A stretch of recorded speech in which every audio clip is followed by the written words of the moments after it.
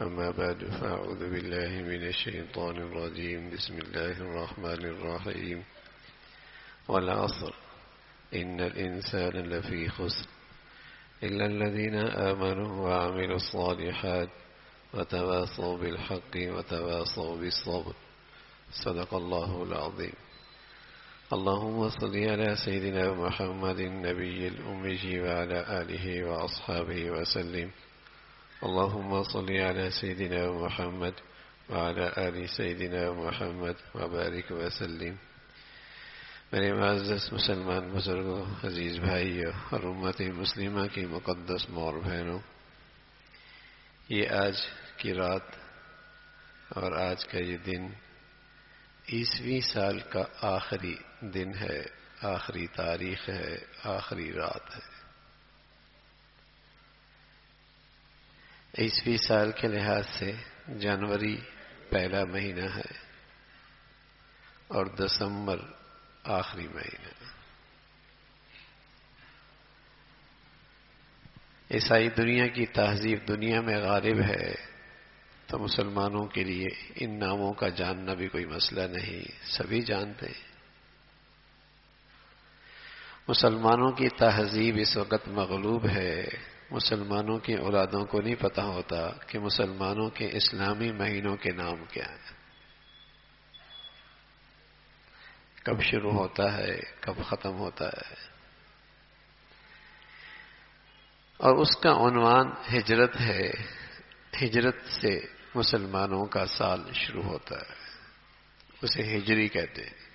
عنوان ہجرت کا ہے، وہ محرم سے شروع ہوتا ہے، ذی الحجہ پہ ختم ہوتا ہے۔ محرم سے اس سال کا آغاز ہے اور ذی الحجہ پہ اس کا اختتام ہے۔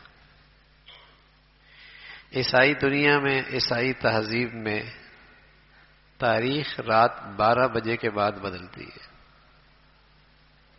نئی تاریخ شروع ہوتی ہے۔ اسلامی تاریخ، اسلامی دن کا آغاز مغرب کے وقت، سورج کے غروب پر دن کا اختتام، تاریخ بدل جاتی ہے۔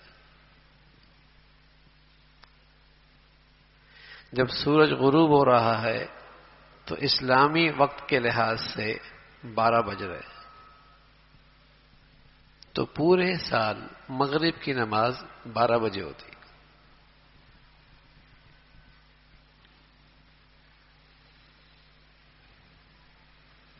تاریخ ختم ہو گئی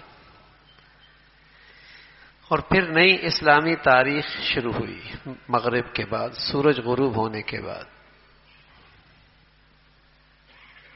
یہ تو سب کو پتہ ہے کہ جنوری پہلا مہینہ ہے، دسمبر آخری مہینہ ہے، رات 12 بجے کے بعد تاریخ بدلتی ہے۔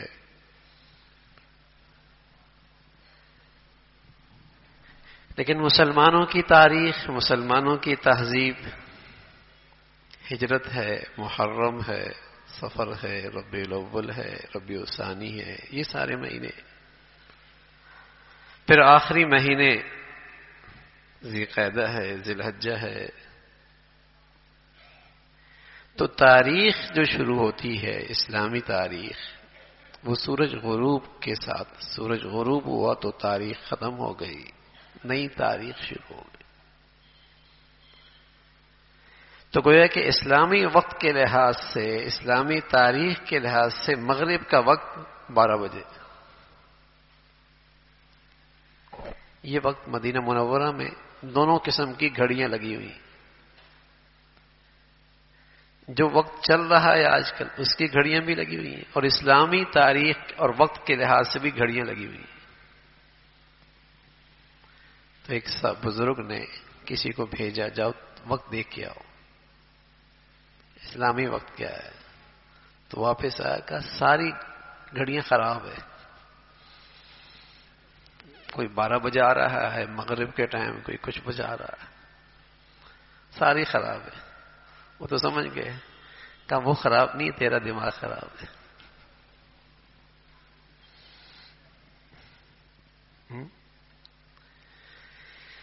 ہمیں اپنے تاریخ کا بھی پتہ کوئی نہیں، اپنے وقت کا بھی پتہ کوئی نہیں۔ سبھی چیزیں بھولتے چلے جا رہے ہیں.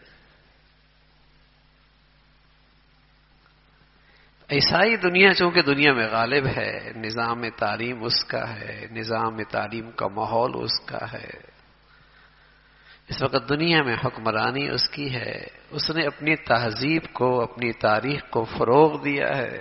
مسلمان بھی اسی میں بہتے چلے جا رہے ہیں.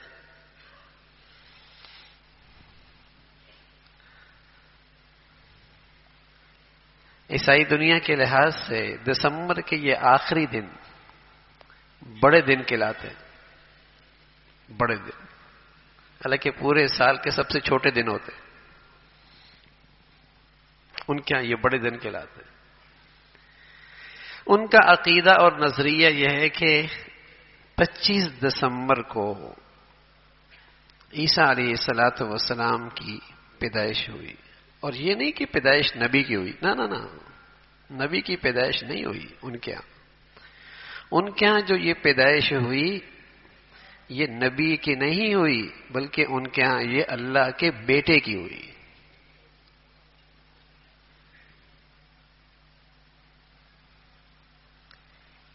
یہودی کہتے ہیں عزیر اللہ کے بیٹے ہیں، وقالت الیہود عزیر ابن اللہ. عیسائی کہتے ہیں عیسیٰ علیہ السلام اللہ کے بیٹے ہیں.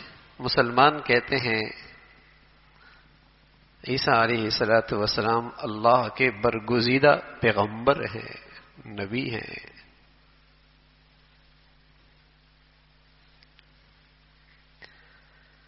مسلمان تو ویسے بھی کسی کی ولادت کا دن نہیں مناتے، ہمارے شریعت نے تو اس کی اجازت نہیں دی. ورنہ تو نبیوں کی اگر ولادت کے دن منائے جاتے تو حضرت آدم کا دن منایا جاتا. نبیوں کے ابا حضرت نوح شیخ الانبیاء ان کا لقب ہے. نبیوں کے شیخ بزرگ حضرت نوح علیہ السلام کا یوم ولادت منایا جاتا. ابراہیم علیہ السلام جہاں سے نبوت کے سلسلے شروع ہوئے، ایک نبیوں کا سلسلہ آپ کے بیٹے اسحاق سے، ایک نبیوں کا سلسلہ آپ کے بیٹے اسماعیل سے. ہمارے پیارے نبی آپ علیہ السلام حضرت اسماعیل کے سلسلے سے آئے. باقی جتنے نبی آئے وہ حضرت اسحاق علیہ السلام کے نسب سے، خاندان سے آئے. اتنی بڑی بزرگ شخصیت، ان کا یوم ولادت مناتے. عیسیٰ علیہ السلام بطور نبی کی بھی ان کی ولادت مسلمان نہیں بناتے، اس لیے کہ نبیوں کی ولادت مناتے تو مسلمان ہر مہینے کوئی نہ کوئی یوم ولادت منا رہا ہوتا.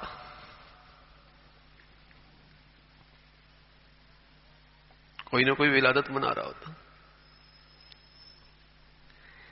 لیکن عیسائیوں کا ایک مذہبی دن ہے، مذہبی عقیدے کا دن ہے، ان کا ایک مذہبی دن ہے جسے وہ کرسمس کہتے ہیں. اور وہ اس نظریے کی بنیاد پر یہ دن اور یہ عید مناتے ہیں کہ عیسیٰ علیہ السلام اس دن جو اللہ کے بیٹے ہیں علیہ باللہ، وہ اس دن پیدا ہوئے. یہ مسلمانوں کو بس اوقات مسلمانوں میں یہ غلط فہمی پیدا ہو جاتی ہے یا پیدا کی جاتی ہے کہ عیسیٰ علیہ السلام کو تو مسلمان بھی نبی مانتے ہیں.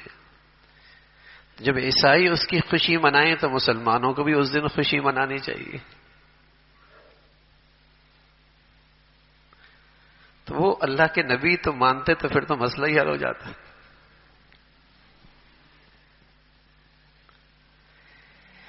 یہودیوں نے حضرت عیسیٰ علیہ السلام سے دشمنی کی اور آپ کے قتل کے درپے ہوئے. عیسائی دنیا نے آپ کی شان میں گستاخی کی اور آپ کو اللہ کا بیٹا قرار دیا. اور مسلمانوں کا عقیدہ اور نظریہ یہ کہ آپ اللہ کے برگزیدہ پیغمبر ہیں.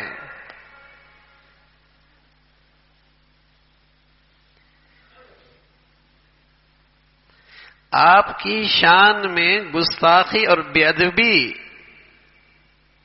اللہ کے غضب کو دعوت دیتی ہے.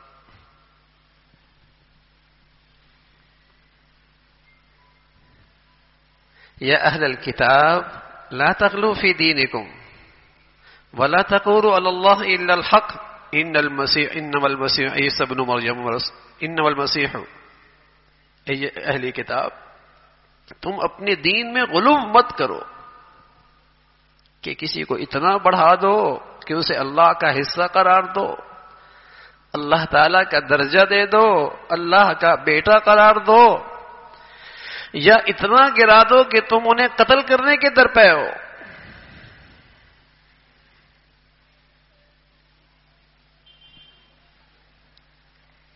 یہ بے ادبی ہے، گستاخی ہے۔ مسلمانوں کے ہاں عیسیٰ علیہ السلام اللہ کے پیارے برگزیدہ نبی ہیں، اور آپ کے پاس معجزے بڑے غیر معمولی تھے۔ اللہ کی شان ہے، جس دور میں جس انداز کا ماحول چل رہا ہوتا ہے اسی لائن کے نبی کو معجزے ملتے ہیں، اور معجزہ کا مطلب یہ کہ ساری دنیا اس جیسا کرنے سے عاجز ہے، حالانکہ وہ اپنے اس دور میں وہ بڑی اس لائن میں بڑی مہارت رکھتے۔ مثلا حضرت موسیٰ علیہ السلام کے زمانے میں جادو کو بڑا عروج ملا ہوا تھا، سحر کو بڑا عروج تھا، بڑے بڑے جادوگر تھے۔ تو آپ نے اسی لائن کا معجزہ حضرت موسیٰ علیہ السلام کو دیا، اور ایسا معجزہ دیا کہ ساری دنیا کے جادوگر اس کے مقابلے میں عاجز ہو گئے۔ وہ رسیاں پھینکتے اژدہائی لگنے لگتے، سانپ لگنے لگتے، ایسے ماہر جادوگر تھے۔ آپ کو اللہ رب العزت نے معجزہ دیا، آپ نے لاٹھی پھینکی، وہ بھی اژدہا بن گئے۔ لیکن موسیٰ علیہ السلام تھوڑے سے گھبرائے کہ یہ بھی سانپ بن گئے، یہ بھی سانپ بن گئے، تو حق کیسے واضح ہوگا؟ لوگوں کو کیسے پتہ چلے گا کہ یہ معجزہ ہے اور یہ جادو ہے؟ اللہ نے اپنے پیغمبر کو کہا حوصلہ رکھیں، حوصلہ رکھیں، تسلی رکھیں۔ آپ لاٹھی تو پھینکیں، وَأَلْقِ مَا فِي يَمِينِكَ تَلْقَفْ مَا صَنَعُوا إِنَّمَا صَنَعُوا كَيْدُ سَاحِرٍ۔ آپ لاٹھی تو پھینکیں، پھر دیکھیں۔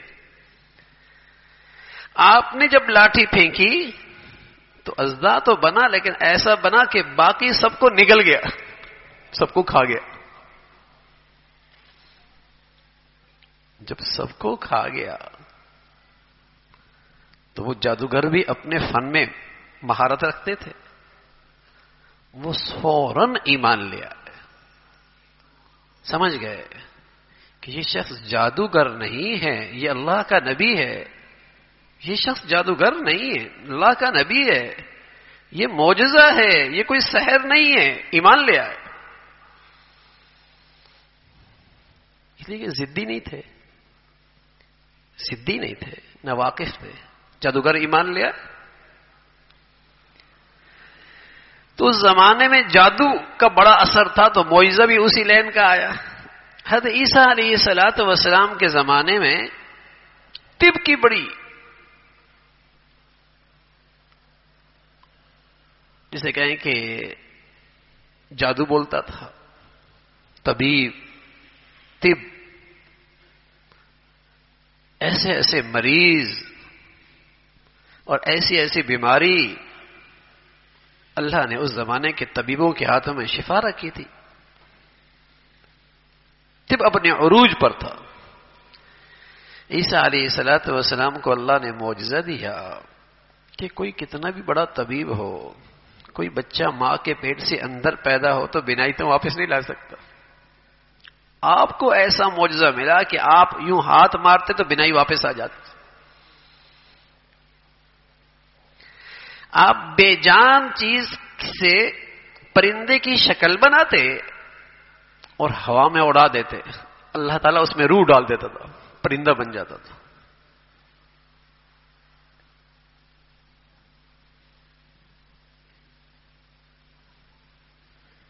آپ کو اللہ نے اس لائن کا معجزہ دیا، جیسے ہمارے پیارے نبی کو جب آپ دنیا میں تشریف لائے تو اس زمانے میں بلاغت، فصاحت ادب،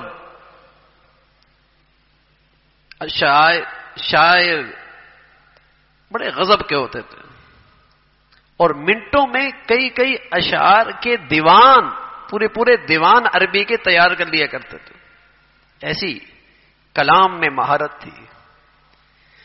تو اللہ رب العزت نے آپ کو اسی لائن کا معجزہ دیا، کہا سارے کے سارے ماہرین کلام اکٹھے ہو جائیں، کوئی قرآن جیسا کلام لے کے تو آئیں.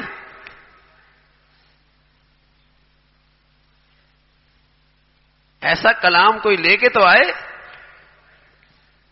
اسی لائن کا معجزہ دیا. تو حضرت عیسیٰ علیہ السلام بھی اللہ کی بزرگ شخصیت اور پیغمبروں میں بزرگ ہستی، لیکن اللہ کے بندے، اللہ کا حصہ نہیں، اللہ کے بیٹے نہیں، اللہ کی اولاد نہیں، اللہ کے بندے.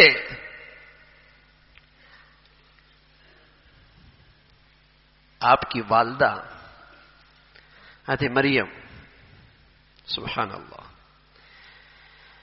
حضرت مریم کی جو اماں تھی، والدہ تھی، بڑی اللہ والی تھی. ان کے شوہر کا نام تھا عمران، شوہر کا نام تھا عمران، اور سورت آل عمران اسی نسبت سے. آپ کی جو والدہ تھی، آپ کے جو والد تھے، ان کا نام عمران تھا. فلما وضعتها قالت رب انی وضعتها انثى والله اعلم بما وضعت وليس الذكر كالانثى وانی سميتها مریم. جب آپ کی والدہ امید سی ہوئی تو انہوں نے نظر مانی، اور نظر یہ مانی کہ اللہ مجھے بیٹا دے دے.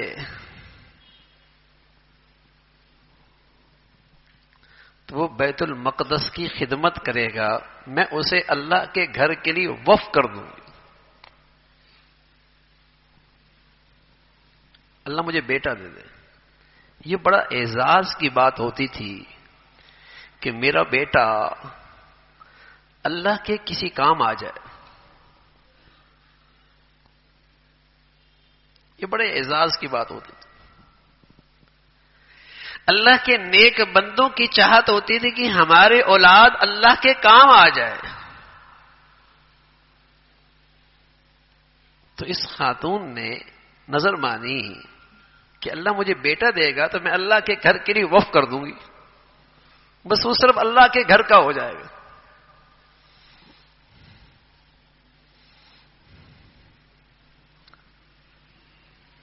اللہ کی شان، بیٹا نہیں ہوا، بیٹی ہوئی. جب بیٹی ہوئی تو ماں تھوڑی سی پریشان، رنجیدہ ہو گئی کہ میری نظر کیسے پوری ہوگی، مجھے یہ سعادت کیسے ملے گی کہ میرا بیٹا اللہ کے گھر کی خدمت کرتا. یہ تو بیٹی ہوئی. وہی آئی، پیغام آیا اللہ کا، یہ بیٹی بھی ایسی ہے کہ اس پر ہزاریں بیٹے قربان. بیٹی کا نام مریم، حضرت مریم. اس وقت بیت المقدس کی خدمت کرنے والے ایک برگزیدہ شخصیت اللہ کے نبی حضرت زکریا علیہ السلام طے ہوا یہ ان کی کفالت میں رہے. چچا بھی تھے، نبی بھی تھے، برگزیدہ شخصیت تھی، ان کی کفالت میں رہیں. لیکن یہ بچی اللہ نے ایسی دی کہ ابھی بچی ہی ہے، لیکن کرامات، اللہ کی خاص مدد اور نصرت اس بچی کے ساتھ تھی کہ اس کے پاس کمرے میں پھل آتے تھے اور اس پھل کے موسم اس ملک میں نہیں تھے، پھل آ جایا کرتے تھے. ایک دن ان کے چچا کہنے لگے مریم یہ پھل کہاں سے آتے ہیں؟ یہاں تو کہیں نہیں ہے. کہنے لگی یہ پھل اللہ کی طرف سے آتے ہیں، اللہ دیتا ہے. حضرت زکریا کی اولاد نہیں تھی، بوڑھے ہو گئے تھے، سر کے سفید بال چاندی چمک رہی تھی. بیوی بھی بوڑھی ہو چکی تھی،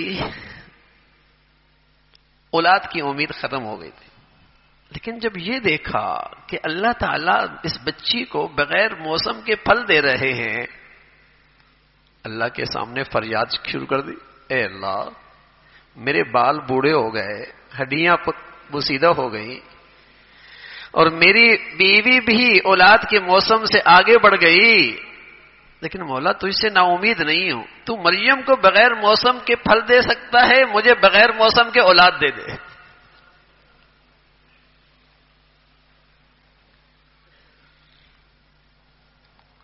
انی وہن العظم منی واشتعل الرأس شیبا ولم اکن بدعائک رب شقیا، اللہ میری ہڈیاں تو بوسیدہ ہو گئی ہیں، سر میں چاندی بھی چمک رہی ہے، بال بھی سفید ہو گئے ہیں، لیکن نا امید نہیں ہوں۔ تو آپ کے دل میں اولاد کی خواہش مچلنے لگی، مریم کے پاس پھل دے کر دعا کر دی، اللہ نے بیٹا دے دیا، اور اس بیٹے کا نام ہے حضرت یحییٰ علیہ الصلوۃ والسلام، اور اللہ نے ہی نام رکھا ہے، فرمایا ایسا نام پہلے کسی کا نہیں رکھا۔ تو مریم کو بچپن ہی میں بزرگی مل گئی، اللہ کی خاص قدرت کا نمونہ بن گئی، بڑی ہوئی، بڑی ہو گئی،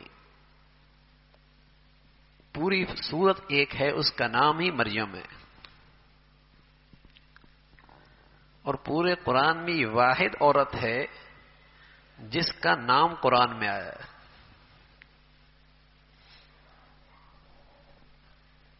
عورتوں کو تو بہت ذکر ہے قرآن میں، حضرت عائشہ کا بھی ذکر ہے رضی اللہ تعالیٰ عنہ، حضرت زینب کا بھی ذکر ہے، بہت ساری عورتوں کا ذکر ہے، لیکن جس عورت کا نام آیا ہے وہ حضرت مریم ہے، اور صرف نام نہیں آیا بلکہ پوری سورت کا نام ہی مریم ہے۔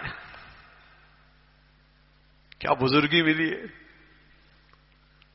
پیچھے ماں کی بھی تو قربانی ہے نا، جذبہ ہے نا، نیت ہے نا، کیا بڑی جذبہ کیا تھا جب امید سے ہوئی تھی کہ اللہ تیرے گھر کے لیے وقف ہو جائے گی۔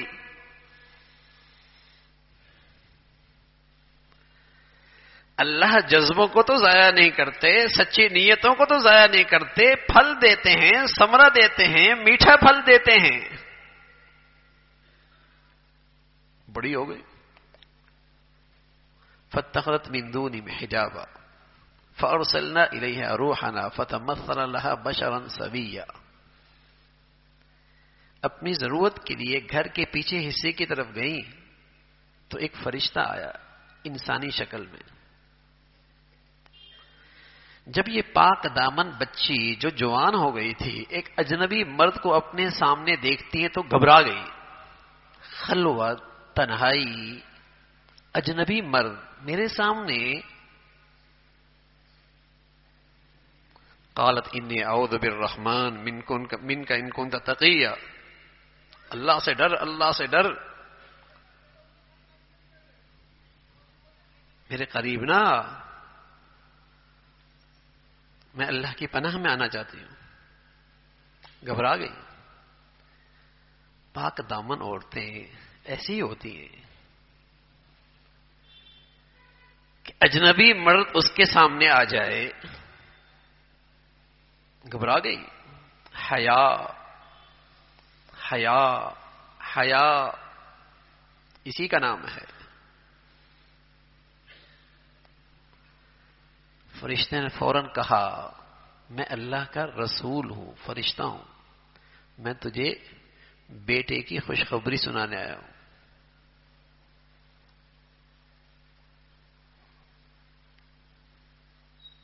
اور گھبرا گئی، میری شادی کوئی نہیں ہوئی، شوہر کوئی نہیں ہے، میں غلط عورت نہیں ہوں، میرا بیٹا ہوگا، میری اولاد ہوگی۔ قال كذلك قال ربك، اللہ نے یہی کہا ہے، اور اللہ کے لیے کچھ مشکل نہیں ہے، اللہ تعالیٰ کے لیے کوئی مشکل نہیں ہے۔ اللہ تعالیٰ تجھے اپنی قدرت کا شہکار بنانا چاہتا ہے. پھونک سی ماری، حضرت مریم امید سے ہو گئی. اب آئندہ کے حالات سوچ کے گھبرانے لگی. کہنے لگے اے اللہ، قوم کو کیسے سمجھاؤں گی، کیسے منہ دکھاؤں گی، کیسے لوگ میری بات مانیں گے. اس سے پہلے ہی میں چلی جاتی دنیا سے.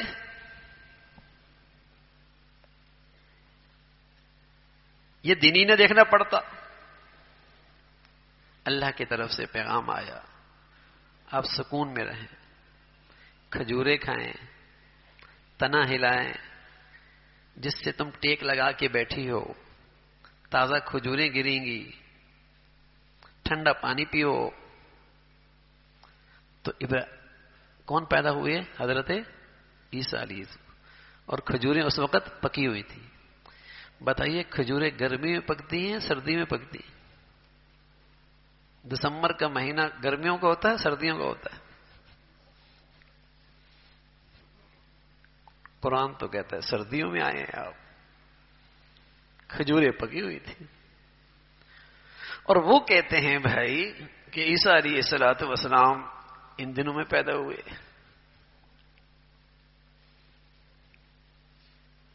اور وہ دن منا رہے ہوتے.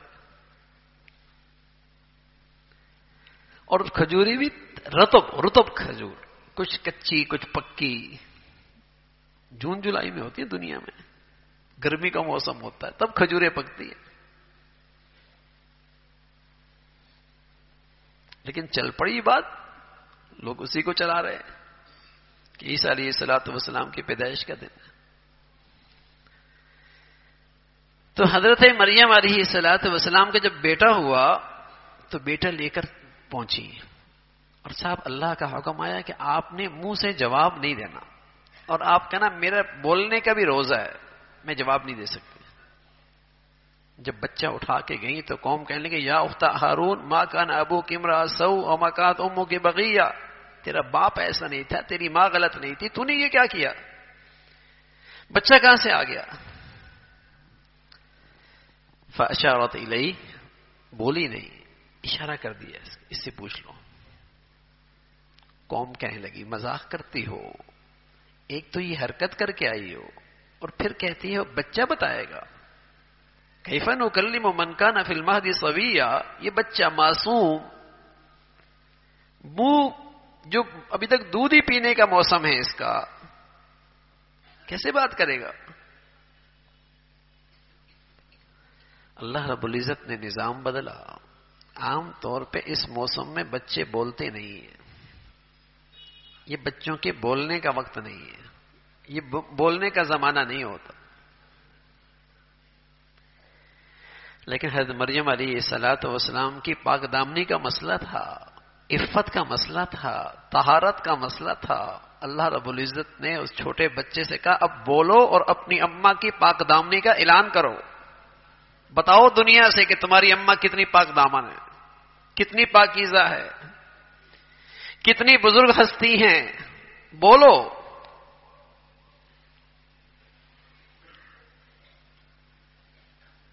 قال انی عبد اللہ، قال انی عبد اللہ. حضرت عیسیٰ علیہ الصلوۃ والسلام خود اعلان کر رہا ہے میں اللہ کا بندہ ہوں، میں اللہ نہیں ہوں، میں اللہ کا بیٹا نہیں ہوں. انی عبد اللہ، میرا نام تو عبداللہ ہے، میں تو اللہ کا بندہ ہوں.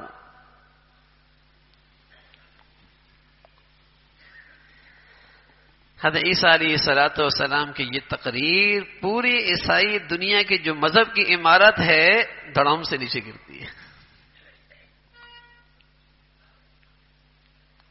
قال انی عبد اللہ آتانی الکتاب وجعلنی نبیا وجعلنی مبارکا اینما کنت واوصانی بالصلاة والزکاة ما دمت حیا وبرا بوالدتی ولم يجعلنی جبارا شقیا والسلام علی یوم ولدت ویوم اموت ویوم ابعث حیا ذلک عیسی ابن مریم. یہ ہے مریم کے بیٹے عیسیٰ علیہ السلام جو یہ تقریر کر رہے ہیں. حضرت عیسیٰ علیہ الصلوۃ والسلام نے بچپن میں یہ تقریر کی، میں اللہ کا بیٹا ہوں۔ تو میرے عزیزو، یہ عیسیٰ علیہ الصلوۃ والسلام اللہ کے بیٹے ہیں، لیکن بہرحال عیسائی دنیا ان دنوں کو، دسمبر کے ان دنوں کو، 25 دسمبر کو کرسمس مناتی ہے۔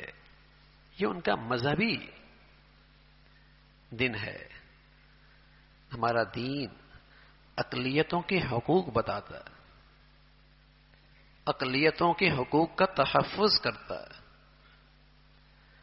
اقلیتوں کے حقوق بتاتا ہے اور اقلیتوں کے حقوق کا تحفظ کرتا ہے، لیکن ساتھ یہ بھی سبق دیتا ہے ہمارا دین کہ ان کے مذہبی شعار میں شریک نہ ہو۔ لکم دینکم ولی دین، تمہارا دین تمہارا، ہمارا دین الگ ہے۔ ہم مواحد ہو کے شرک نہیں کر سکتے اور تم شرک کرتے ہوئے مواحد نہیں ہو سکتے۔ ہم توحید پرست ہیں، ہم شرکیہ رسوم میں شریک نہیں ہو سکتے، اور تم شرک کرتے ہوئے توحید پرست نہیں ہو سکتے۔ قل یا ایھا الکافرون لا اعبد ما تعبدون، پوری صورت ہے اس پہ، اور آخری خلاصہ کیا ہے؟ لکم دینکم ولی دین، تمہارا دین الگ ہے، ہمارا دین الگ ہے۔ اقلیتوں کے حقوق ہیں، وہ ہمارا دین جامع اور ایک کامل دین ہے۔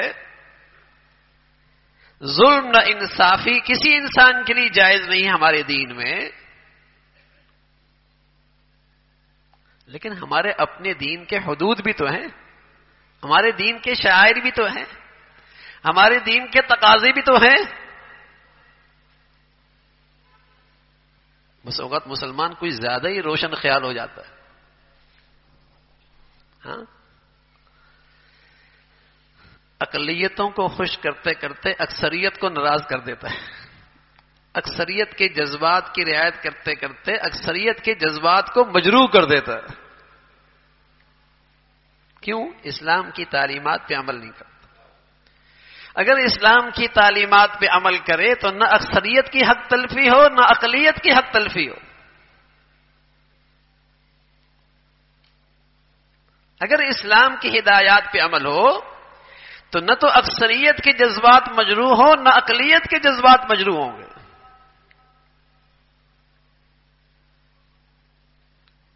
تو بہرحال یہ سال کا اختتام ہے، ہم تو یہ بتانا چاہ رہے تھے والعصر، وقت گزر رہا ہے، زمانہ گزر رہا ہے، سال گزر رہے ہیں، زندگی کے ایام گزرتے چلے جا رہے ہیں، اور ایک ترجمہ قرآن کا یہ بھی ہے والعصر، عصر کا وقت آ گیا۔ اور جب عصر کا وقت ہوتا ہے تو سورج ڈھلنے لگتا ہے اور سب کہتے ہیں دن ختم ہونے والا ہے، دن ختم ہونے والا ہے۔ تو یہ چھوٹی سی سورت پیغام دے رہی ہے، تمہاری زندگی کی بھی شام ہو چکی ہے، کسی وقت تمہاری زندگی کا دن بھی ختم ہو جائے گا۔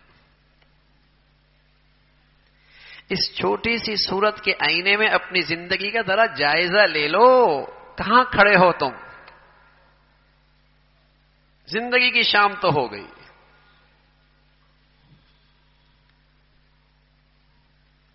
عصر کے وقت سورج ڈھل رہا ہوتا ہے، غروب ہونے کو ہوتا ہے، یہ کہتے ہیں دن ختم ہو رہا ہے۔ تو یہ چھوٹی سی صورت بتا رہی ہے کہ دن گزر رہے، ہفتے گزر رہے، مہینے گزر رہے، سال گزر رہے، تمہاری زندگی برف کی طرح پگھلتی چلی جا رہی۔ یہ پیغام ہے کہ تمہاری زندگی کی بھی شام ہو چکی، کسی وقت ہی زندگی کا سفر یہ ختم ہو جائے گا۔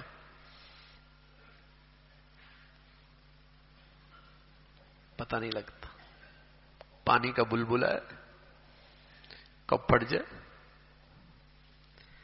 فضا میں رکھا چراغ ہے، ایک جھونکی کی دیر ہے، صبح یہاں تھا، شام منومن مٹی کے نیچے۔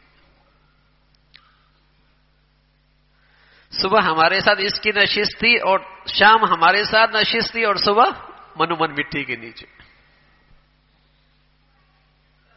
کسی گھڑی بھی زندگی کا چراغ بجھ سکتا ہے، گل ہو سکتا ہے،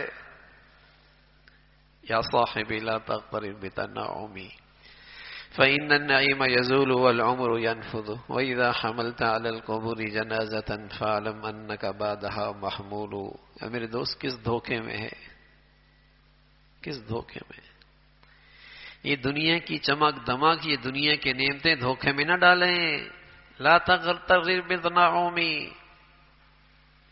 دھوکے میں نہ ڈالیں. کمر جھک جایا کرتی ہے، حسن ڈھل جایا کرتا ہے، خوبصورتی چلی جایا کرتی ہے، جوانی کو زوال ہو جایا کرتا ہے، جیب خالی ہو جایا کرتی ہے، دماغ شل ہونے لگتا ہے، گھٹنوں میں درد شروع ہو جاتا ہے، اعصاب کمزور ہو جاتے ہیں، بینائی پہ حالات آتے ہیں، دماغ کمزور ہونے لگتا ہے.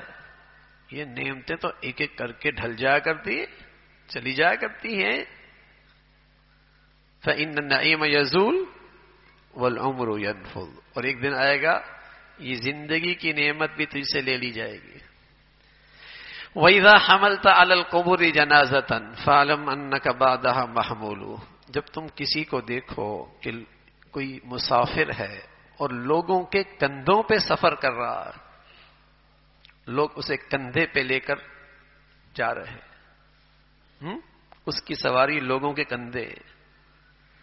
تو تھوڑا اس عبرت کی نظر سے دیکھو، اس تصور سے دیکھو کہ اس سواری پہ کل تم نے بھی سوار ہونا ہے. فَعْلَمْ أَنَّكَ بَعْدَهَا مَحْمُولُ، اس پہ کل تم نے بھی سوار ہونا ہے. کبھی کسی جانے والے کو اس تصور سے بھی دیکھ لیا کرو کہ ہمیشہ وہی سوار نہیں ہوگا، کل تم نے بھی سوار ہونا. اور ایسی بے بسی ہوگی، آج کیسے کیسے شیمپو استعمال کرتے ہو، اور دن ایسی بے بسی ہوگی، نہ پانی ڈال سکو گے، نہ صابن لگا سکو گے، نہ کپڑے پہن سکو گے، سب دوسرے کو محتاج رہ جاؤ گے. اور جس گھر کو تم نے بڑے ارمانوں سے بنایا ہوگا، دنیا تمہیں وہاں سے اٹھا کے نکلے گی. اور نئی دور کی نئی اولاد آئے گی تو مرنے کے بعد گھر بھی نہیں آنے دے گی. ڈر لگتا ہے باہر ہی نلا دو، وہیں سے بھیج دو.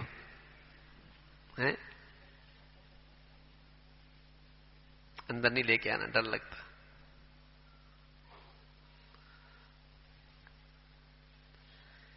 ایسی بے بسی کا دن آئے گا. تو ایک تو یہ نا کہ دسمبر ختم ہو گیا، آج آخری تاریخ ہے، اور ایک یہ کہ آدمی سوچے بھی صحیح، میں اسلامی سال کے لحاظ سے یا عیسوی سال کے لحاظ سے کتنی عمر کا ہو گیا، پیچھے کیا کیا ہے، کتنے دن باقی ہیں. آدمی تھوڑا سا اس کا بھی تو محاسبہ کر لیا کرے نا. ایک تو نہیں غفلت کا ماحول ہے، چیخنا ہے، چلانا ہے، پٹاخے ہیں، شور ہے، شرابہ ہے. اور ایک یہ ہے کہ ایک زندگی کا سال اور کم ہو گیا. لوگ کہتے ہیں سال گرا مناؤ، اس دن تم پیدا ہوئے تھے.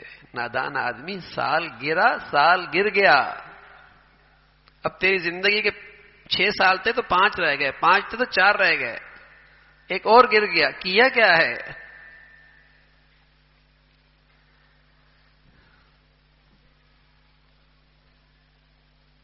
والعصر. اور پھر قرآن نے پیغام دیا ہے تو شام تمہاری زندگی کی. کیا کیا ہے؟ اس لیے کہ انسان تو بڑے گھاٹے میں ہے. ان الانسان لفی خسر، انسان تو بڑے گھاٹے میں، لوگ تو بڑے گھاٹے میں، بڑا نقصان کر رہے ہیں اپنا. کہ زندگی کی پونجی، یہ زندگی جو اللہ نے دی ہے بڑی قیمتی سرمایہ ہے، اور یہ برف کی طرح پگھل رہی ہے، تو اپنا نقصان کر رہے ہیں نا. یہ تو اللہ نے دی تھی کہ اپنی زندگی کی اس کھیتی میں کچھ ایسے پھول لگاؤ، کچھ ایسے درخت لگاؤ، کچھ ایسی چیزیں لگا دو جس کا تم پھل کھربوں سال کھاؤ. یہ تو اس لیے دی تھی. آپ علیہ الصلوۃ والسلام فرمایا کرتے تھے الدنیا مزرعۃ الآخرہ، یہ دنیا آخرت کی کھیتی ہے کہ جو آج بو گے کل اس کا پھل کھاؤ گے. تو دیکھو نا کیا بویا ہے. زندگی کے 60 سال ہو گئے، 50 سال ہو گئے، کیا بویا ہے اس کھیتی میں کہ 1 سال میری زندگی کا اور کم ہو گیا، کیا بویا ہے؟ کیا تم کھربوں سال پھر پھل کھانا ہے تم نے؟ اللہ بڑا رحیم ہے، اللہ بڑے مہربان ہیں، اللہ بڑے معاف کرنے والے ہیں. پورا قرآن میں اس کا یہ پیغام موجود ہے، لیکن ساتھ یہ بھی پیغام ہے ان بطش ربک لشدید، اللہ کی پکڑ بھی بڑی سخت ہے.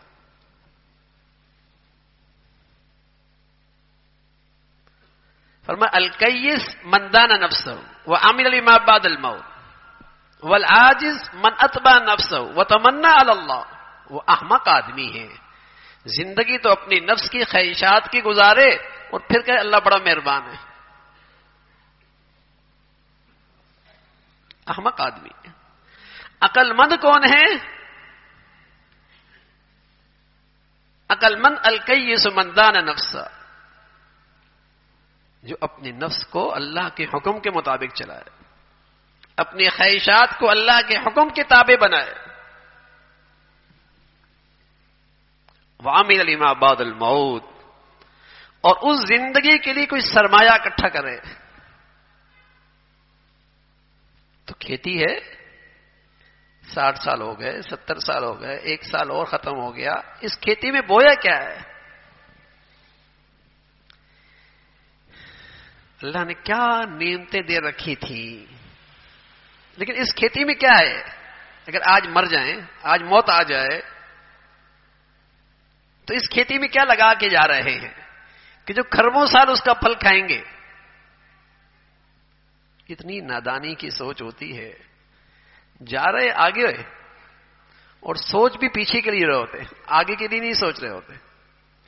جتنی عمر بڑھتی چلی جا رہی اتنی دنیا کی فکر اور زیادہ سوار ہو رہی. حضور علیہ الصلوۃ والسلام فرمایا کرتے تھے آدم کا بیٹا بوڑھا ہو رہا ہوتا ہے، اس کی ہڈیاں بوسیدہ ہو رہی ہوتی ہیں، بڑھاپا آ رہا ہوتا ہے، لیکن 2 چیزیں جوان ہو رہی ہوتی، 2 چیزیں جوان نہیں ہوتی.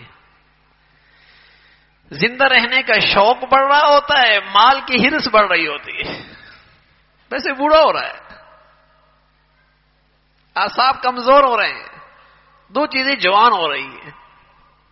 مال کا شوق بڑھ رہا ہے، محبت بڑھ رہی ہے، زندگی کا شوق بڑھ رہا ہے. پلاننگ ابھی بھی 1000 سال کی کر رہا ہے.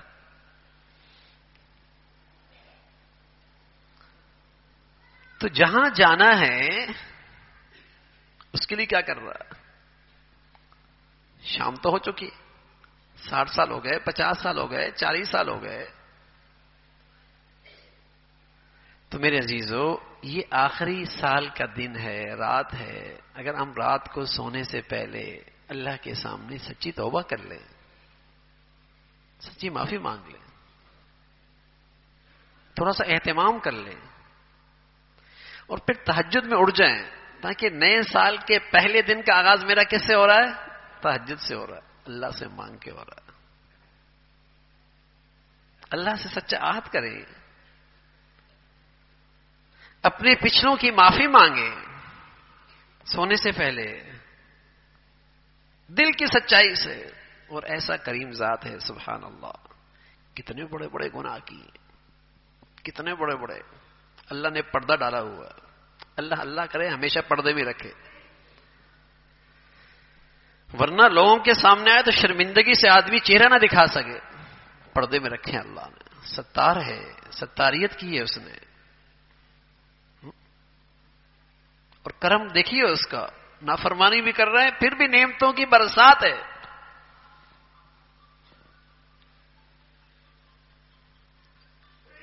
دن نافرمانی کرتے ہوئے گزارتا ہے، شام نعمتوں سے دسترخوان بھرا مل جاتا ہے.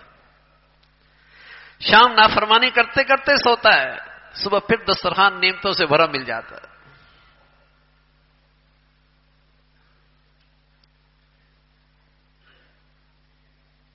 تو میرے عزیزو، توبہ کر کے سوئیں، سچی توبہ. سچی توبہ کس کا نام ہے؟ جو ہوا غلط ہوا، ندامت، شرمندگی، آئندہ نہیں کروں گا، آئندہ نہیں کروں گا. جو ہو رہے ہیں ان سے دستبردار اب نہیں کروں گا. کسی کا حق دینا ہے فکر کر لے، جلدی ان کا حق ادا کر لے، سچی توبہ کر لے. پتہ نہیں اگلے سال کے کتنے دن باقی ہیں، کتنے گھنٹے باقی ہیں، کتنے ہفتے باقی ہیں، کتنے مہینے باقی ہیں، کچھ نہیں پتا. اور پھر نئے سال کا آغاز تہجد میں اٹھ کے اللہ سے مانگے، اے اللہ بس اب تیری فرما برداری کی زندگی گزارنی، اب تجھے ناراض نہیں کریں. اللہ سے عہد کرے، اللہ سے اس عہد پہ چلنے کی مدد مانگے.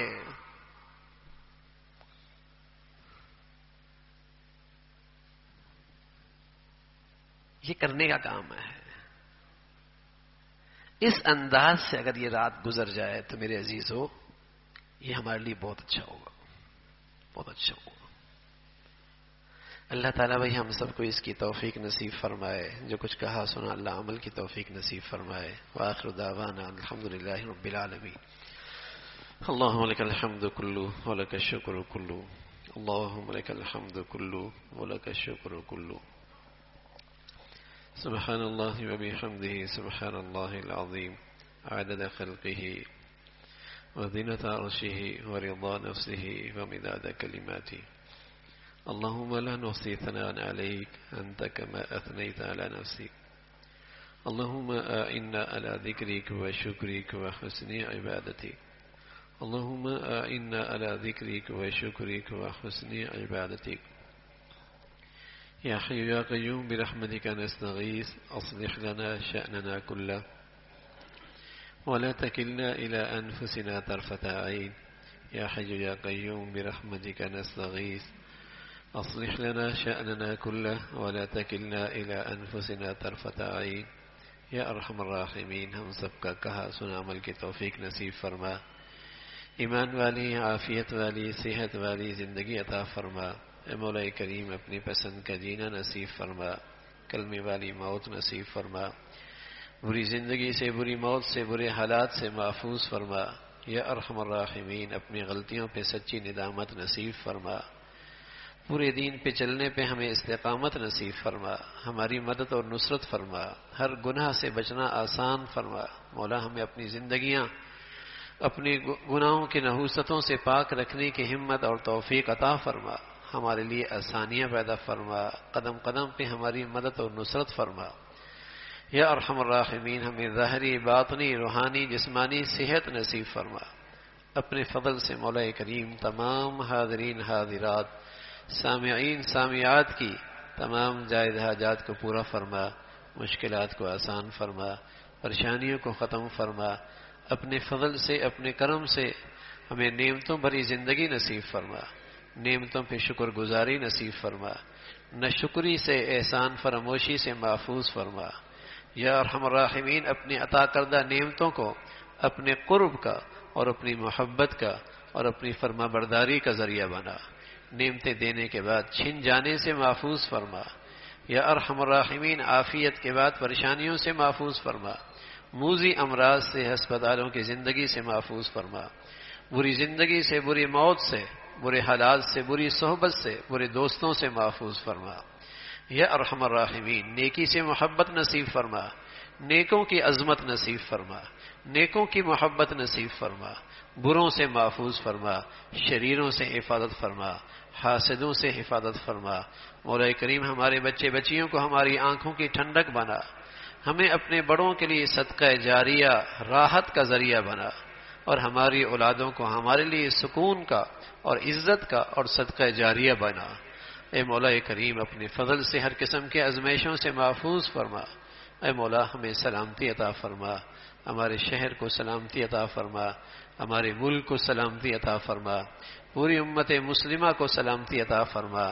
یا ارحم الراحمین فلسطین کے اور غزہ کے مسلمانوں کی مدد اور نصرت فرما.